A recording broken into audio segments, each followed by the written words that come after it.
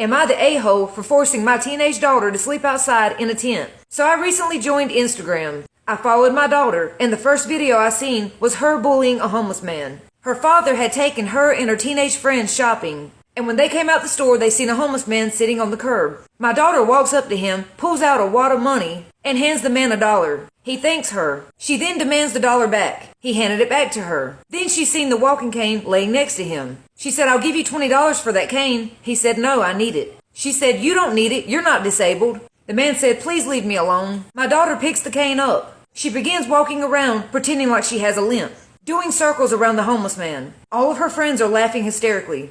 He asked her to stop several times. She then shoved his cane into a trash can full of trash. She jabbed the cane into an old McDonald's cup that was full of milkshake. When she pulled the cane out of the trash, it was covered in slime and filth. And guys, this is the part where I question, who is my daughter? She begins shoving the filthy cane in his face, demanding he smell it. She had this man in tears. She then threw the cane down next to him and says, "Here, now it smells like you." Then her father walks out of the store and tells the girls to come on and get in the car. Apparently he had been at the cash register paying for the items the whole time. I was so angry after seeing that video that I had to go outside and take long, deep breaths. I showed it to my husband. He was furious. He was raised by a single mother and they were often homeless, living on the streets. This is when we realized, by trying to give our child everything we didn't have, we've created a monster. So me and my husband came up with an idea in an attempt to humble our 15-year-old daughter. He got the tent out of the garage. I showed my daughter the video and told her things were about to change. We emptied her room of everything but one outfit, and that was the one she was wearing. We took her house keys. We took her to the tent. I gave her a bottle of water and a peanut butter sandwich and told her she better make it last.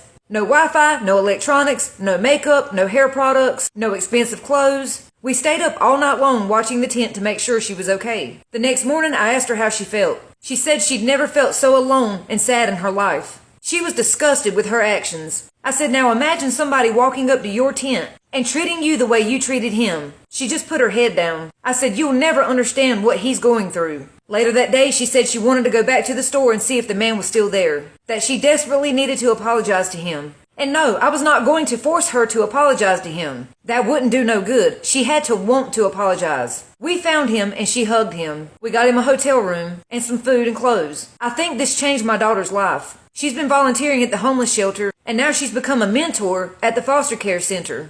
And she got a part-time job in fast food. But now my mother-in-law says we took it too far by making her sleep in a tent, even after she's seen the video of what her granddaughter did. My mother-in-law said she's just a kid, they make mistakes. So now the in-laws are upset with us, threatening to call CPS. My in-laws said the homeless man shouldn't have been sitting there. They're even making excuses up for my daughter's actions. Am I the a-hole?